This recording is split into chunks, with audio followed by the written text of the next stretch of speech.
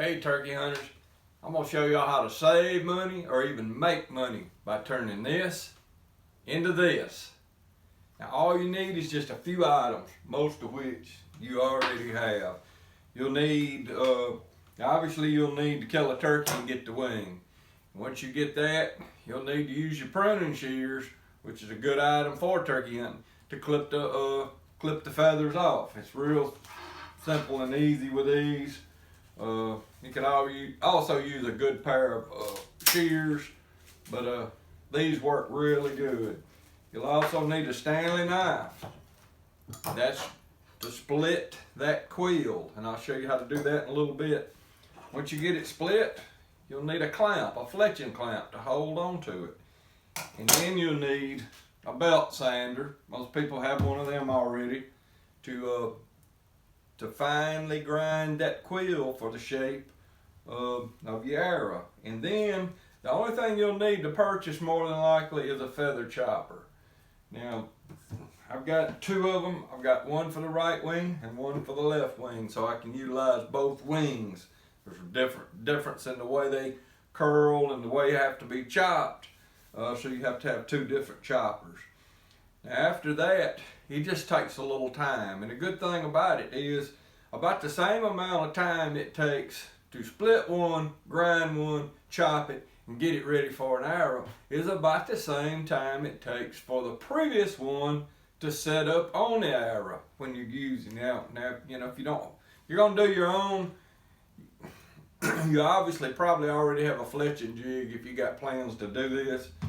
If you don't have a fletching jig and you're a bow hunter, that's one of the first items you need to get. Even if you're buying your own fletching, whether it be plastic for like a compound bow or buying them from Gateway, you're going to need a fletching jig, and that's going to save you a lot of money because you can order bare shafts for about $12 a dozen less than you can buy the fletched arrows. You're going to be able to do a more quality job yourself. Some of the stuff you buy is not fletched up good, not fletched up right, not fletched up like you want it. I fletch 4-fletch on all my arrows. I get better stability, a good helical, and so you're going to get to, have a better arrow that you're more confident in. And another really good reason to do this is the quality of the feather. A wild turkey feather has much more natural oil in it.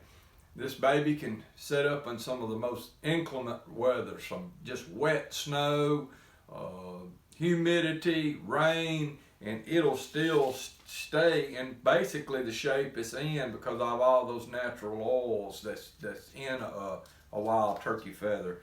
The processed feathers like you buy, they've been cleaned up and all those natural oils aren't there anymore. And I've had them side by side in the rain. One of them laid down, the other one stayed up, and that's what you really want. So personally, I'm disgusted with myself that I didn't start doing this 30 years ago.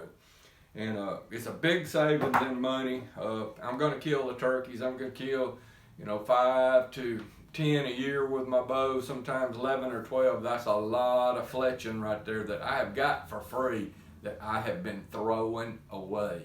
And it just, we're talking probably hundreds of dollars, maybe even close to $1,000 I could have saved in the last few years just on fletching, over the course of several years.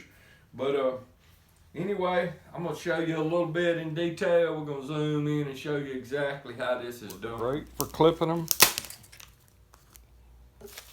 Once you get them clipped, take the Stanley knife blade, and I find it better to go from the quill end to the small end. And there's a little groove in there, and you'll hit that little groove.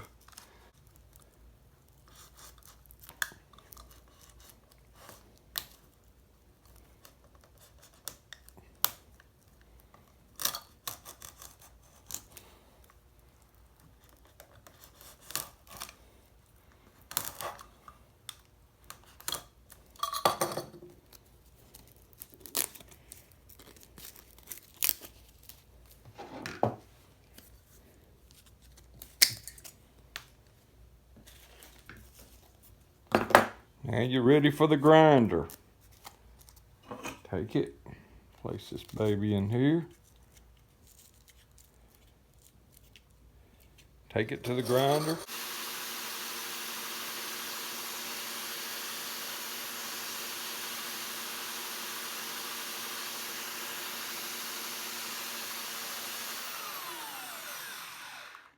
Takes very little time to do this. And you want to lay this joker in the feather chopper. There's one already ready to chop. Been ground. Got a little groove that fits down in. Drop it down. Take the rubber hammer. Do a little bit of grinding. This one ain't quite ready to fletch.